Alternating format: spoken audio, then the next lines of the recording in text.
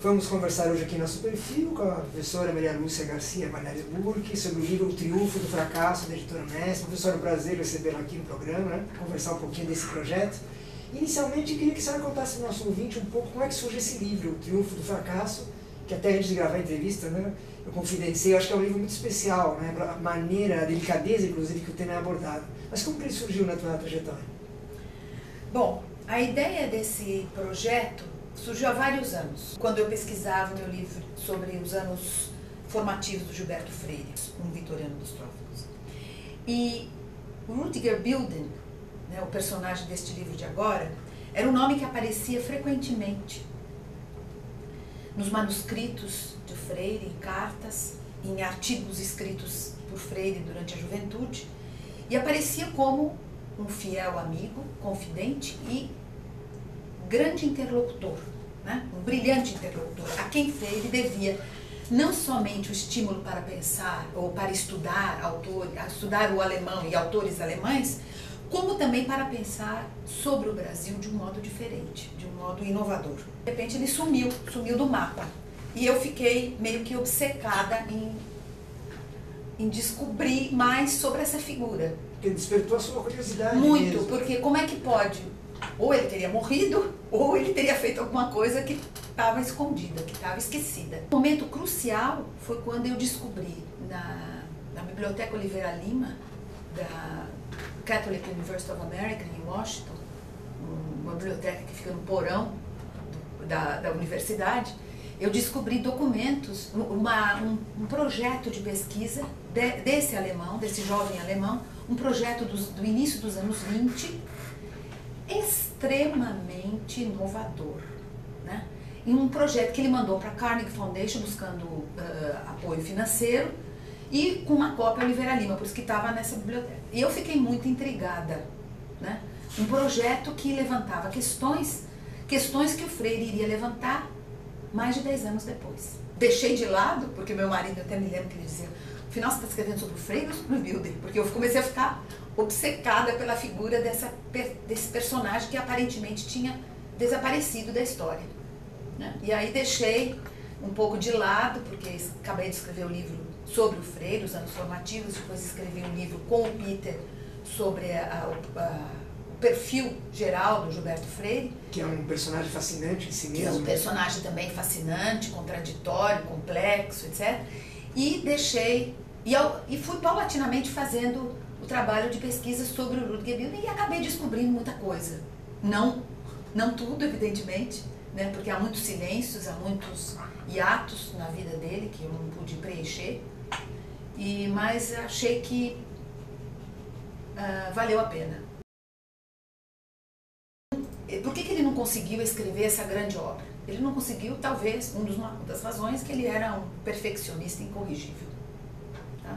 Mas fora isso, ele era um indivíduo que viveu, acho eu, na hora errada, no lugar errado, né? Ele chegou nos Estados Unidos em 1914, dias antes do início da Primeira Guerra Mundial, e lá permaneceu o resto dos seus dias, porque ele veio a morrer somente em 1980, jamais voltou à Alemanha. Ou seja, ele foi 2 vezes considerado inimigo estrangeiro, o nome que se dava aos alemães, né, e aos outros inimigos na época, né? Não conseguiu se estabelecer numa carreira. Ele vivia com muitas dificuldades, mas as suas ambições intelectuais ele não baixava de nível. Eu acho que foi uma das razões. Sabe, ele não fazia condescendência. Então ele não conseguiu escrever esse livro, mas conseguiu escrever alguns artigos brilhantes que pode-se ter uma ideia da obra inacabada, uma obra que foi lida em manuscrito por várias pessoas que comentaram o brilhantismo dessa obra, né? O Freire foi um deles que leu o manuscrito, não o livro completo, que nunca chegou a ser terminado, o Herskovits, o Franz Boas, Vicente Licínio Cardoso, de São Paulo. Uma equipe de primeira. Né? E todos eles ficaram impressionados com a novidade que ela trazia e a capacidade de análise e de pesquisa totalmente inédita desse jovem alemão. E o que trazia de novo na sua concepção? Era o peso do legado da escravidão na história brasileira.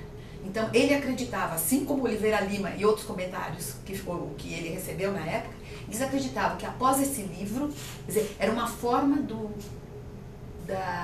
enfim, até dos políticos e dos responsáveis pelos destinos do país tomarem certas medidas, na medida que eles tomassem consciência do peso do legado da escravidão que estava, de certo modo, obstruindo o desenvolvimento da nova república. Nesse artigo, Brasil, Laboratório de Civilização, fica claro a grande novidade que era, na época, né? Nós temos que pensar que é isso naquela época. Por exemplo, o valor que ele dava à miscigenação brasileira. O valor positivo que ele dava à miscigenação brasileira numa época em que o estereótipo, tanto no Brasil como lá fora, né, afirmava que nada podia se esperar do Brasil, um país tropical e de população mestiça, né, povoada por uma população mestiça e governada por mulatos. Esse era o estereótipo que vigorava. E ele se contrapunha totalmente a essa ideia. E ele mostrava aquilo que o Roquette Pinto também ficou muito entusiasmado quando leu, exatamente que os males do Brasil não se explicavam pela composição racial da população, mas pela sua história. É o Triunfo do Fracasso, até para quem não leu o livro ainda, né? Como é que surgiu esse título? Pois é. Porque ele é muito adequado, né, essa história. Porque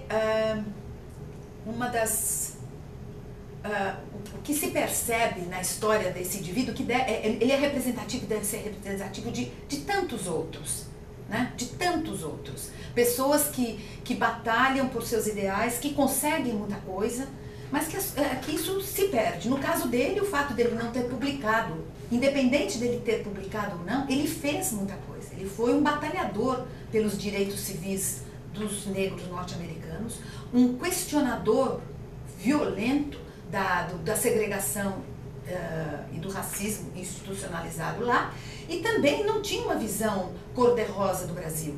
Ele via o Brasil como um laboratório, alguma coisa, uma experiência que se esperava que desse certo, que esperava, que tudo anunciava que seria um país de harmonia, em que a mistura racial seria valorizada, em que as várias raças, entre aspas, né? É óbvio que ele usava esse termo, que era um termo da época, as várias etnias, que se considerava, segundo a chamada ciência da época, ciência da raça da época, que totalmente inconciliáveis, quando na verdade não havia nenhum obstáculo científico que provasse nada disso. Quer dizer, ele procurava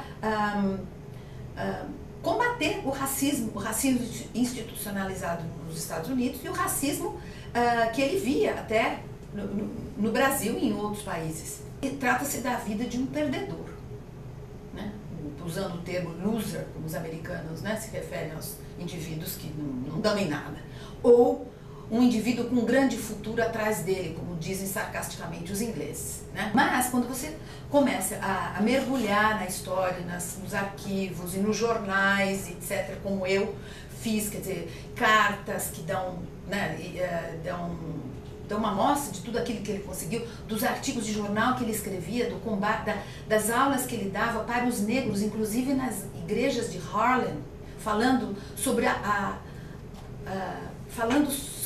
cultura negra, que os negros haviam trazido da África, e aquilo tudo que eles estavam, como que se diz, que eles estavam dando aos norte-americanos e aos americanos de um modo geral, toda a contribuição da cultura negra às Américas, né? Ele insistia nisso, com isso, o que ele estava fazendo? Elevando a autoestima dos negros, condição para aparecimento mais tarde de Martin Luther King e do movimento mais claro, mais determinado do movimento pelos direitos civis. Ele foi um fracassado? Ele realmente ele não tinha dinheiro, ele não tinha uma carreira, mas ele foi um vencedor de um certo momento, de um certo lado, de um certo sentido, porque aquilo pelo qual ele lutava ele e alguns outros poucos, especialmente poucos brancos, né, venceu. Nós não podemos falar que existe a ciência da raça hoje em dia. Quer dizer, o racismo é uma coisa ainda muito difícil de ser combatida totalmente. Então, num certo sentido, é um aparente fracasso. Quer dizer, atrás de fracassos aparentes há muito sucesso. E se pensar na contribuição que ele deu, fundamental, para as ideias de Freire, ele também é um vitorioso. A amizade entre Freire e Bilden foi muito forte, desde o início.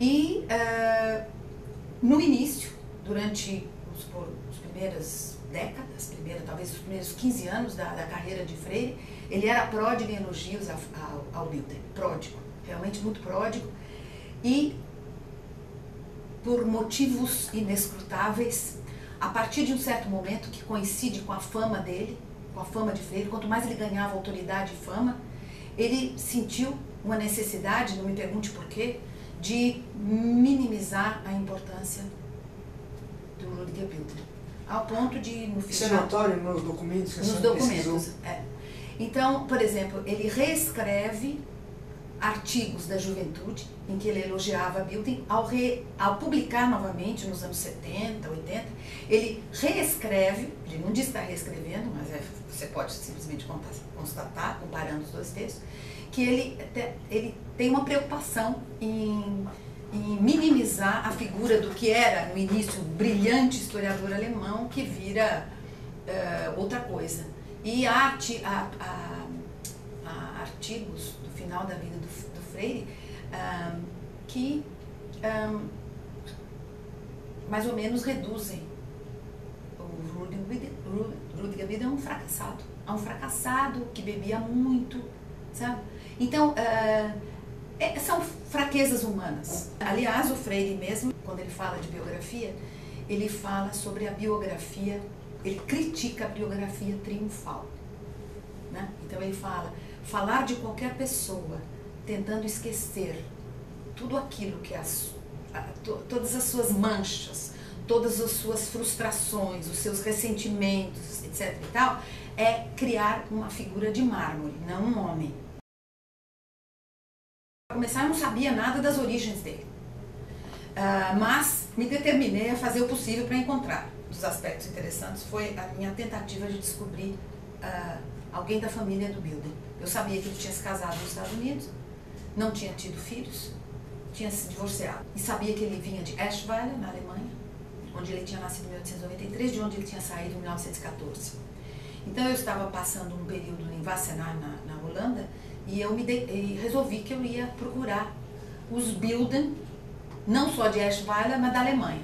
E aí eu escrevi uma carta e um amigo, uma pessoa que eu conheci lá, um historiador alemão, passou por um alemão perfeito, e eu mandei para todos os Bilden que eu encontrei nas listas telefônicas alemãs. Ele, esse historiador alemão, falou: olha, você pode tentar, mas eu duvido que eles te respondam, pois ele estava totalmente enganado. Eu recebi inúmeras respostas, todos responderam, na verdade. Todos responderam entusiasmados com a minha pesquisa, mas não eram parentes dele, pelos dados que eu tinha dado. Até que a última pessoa a responder, por e-mail, porque alguns escreveram cartas, foi da sobrinha dele, filha do irmão que ele tinha levado ao Brasil em 1926, quando ele estava no Brasil.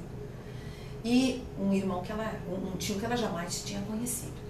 Então, através dela, eu pude obter informações sobre as suas origens, né? A família da qual ele veio, família bem estabelecida, vamos supor, de classe média alta, o interesse que ele e o seu irmão, que é o pai dessa sobrinha, tinha pela história, e as suas ambições intelectuais. Um dos motivos dele ter vindo para os Estados Unidos, então, foi, primeiro, que ele devia ser completamente, provavelmente, tudo indica, contra o nacionalismo crescente, o militarismo crescente da Alemanha, mas também uma vontade muito grande de estudar. Todas as aulas que ele dava nas universidades negras, Fisk University, em Tuskegee, no Alabama, em Hampton Institute, em Virgínia, eram aulas das igrejas, pelo menos um caso, uma igreja em Harlem, centros de reuniões de trabalhadores em Harlem, trabalhadores socialistas, falando sobre a importância cultural dos negros, não só na África, como nas Américas. E o papel que o Brasil, essa é uma tônica constante dessas aulas dele, parece, tudo indica eu não tenho muitas das aulas, tenho esboços, né, sobre o papel que o Brasil podia exercer como modelo, né? Um modelo em que não havia racismo institucionalizado, havia um preconceito racial que mais era um preconceito de classe, enfim, coisas desse tipo. Então tivemos o prazer de conversar hoje aqui no nosso perfil com a professora Maria Lúcia Garcia Palhares Burke sobre O Triunfo do Fracasso, nesse livro repleto de enigmas. Eu acho que ele tem um tom de romance nesse sentido, né? Que corre-se atrás, né, de alguém sobre o qual se sabe muito pouco. E parabéns pela pesquisa, né? Acho que é um trabalho de pesquisa assim, excepcional, de muita perseverança, eu acredito, da sua parte, tá bom? Tá, muito obrigada. E obrigado por ter vindo aqui conversar com a gente. Obrigada pelo convite, foi um grande prazer.